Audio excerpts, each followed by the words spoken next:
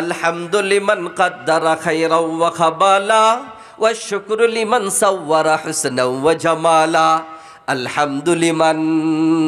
আলহামদুলিমান কাদ্দারা খায়রাও ওয়া খাবালা ওয়া শুকরু লিমান সাওয়ারা হুসনাও ওয়া জামালা। ফরদুন সামাদুন আন সিফাতিল খালকি বারিউন, ফরদুন সামাদুন আন সিফাতিল খালকি বারিউন। রব্বুন আযালিয়ুন খালাকাল খালকা কামালা, রব্বুন আযালিয়ুন খালাকাল খালকা কামালা। লা জিদ্দা ওয়ালা নিদ্দা ওয়ালা হাদ্দা লিমাওলা, লা জিদ্দা ওয়ালা নিদ্দা ওয়ালা হাদ্দা লিমাওলা।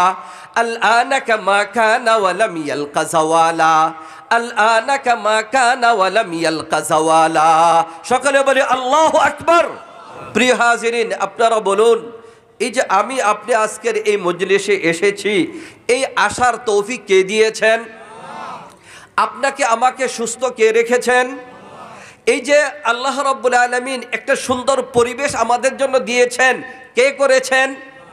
আপনাকে আমাকে মুসলমানের ঘরে জন্ম দিয়েছেন, কে দিয়েছেন? আপনাকে আমাকে শ্রেষ্ঠ নবীর শ্রেষ্ঠ উম্মত বানিয়েছেন, কে বানিয়েছেন? আপনাকে আমাকে আল্লাহ তাআলা মুসলমানের ঘরে জন্ম দিয়েছেন, কে দিয়েছেন? আল্লাহ।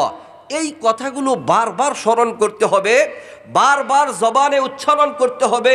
আপনি এই কথাগুলো যত বেশি দিল থেকে উচ্চারণ করবেন, আল্লাহর প্রতি আপনার তাওয়াক্কুল হবে, আল্লাহর প্রতি আপনার বিশ্বাস হবে, আল্লাহকে আপনি বেশি ভালোবাসবেন। এই জন্য জীবনে যত নিয়ামত আসবে, নিয়ামতের শুকরিয়া আদায় করতে হবে। করবো তো ইনশাআল্লাহ? তা জীবনের প্রশংসা যদি করতে হয়, একমাত্র আল্লাহ রাব্বুল আলামিনের জন্য করব, ঠিক কিনা বলুন? আমি আল্লাহ তাআলার পক্ষ থেকে নিয়ামত পাওয়ার পর আল্লাহর নিয়ামতের যত বেশি শুকরিয়া আদায় করব, আল্লাহ রাব্বুল আলামিন আপনার আমার নিয়ামত তত বাড়িয়ে দিবেন। সুবহানাল্লাহ। প্রিয় হাজিরিন, প্রশংসা একমাত্র কার? আল্লাহর। আপনার আমার চোখ দিয়ে যা কিছু দেখি, এই সব কিছু কে করেছেন? আল্লাহ। দেখুন না আল্লাহ তাআলার কত কুদরত। বাঁশ, ছোট বাঁশ দেখতে যেমন, ও গেন্ডারি দেখতেও তেমন, ঠিক কিনা বলুন? কিন্তু বাঁশ কাটলে কখনো তার থেকে মিষ্টি রস পাওয়ার সম্ভাবনা আছে? নেই। কিন্তু আপনি গেন্ডারি এটা কাটবেন, এর থেকে রস বের হয়ে আসবে, ঠিক কিনা বলুন? এই যে আমরা এখন রাত্রির মধ্যে আছি, এই রাত্রি যদি না হইতো, এই রাত্র যদি না হইতো, তাহলে সারাদিন মানুষ কাজ কাম করার পরে যেই ক্লান্তি আসে, এই ক্লান্তি কিভাবে দূর করত? এই ক্লান্তি কিভাবে দূর করত?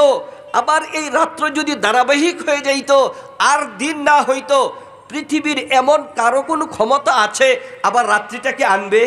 এই রাত্র দিনের পরিবর্তনের ক্ষমতা কার হাতে? আল্লাহ রাব্বুল আলামিনের হাতে।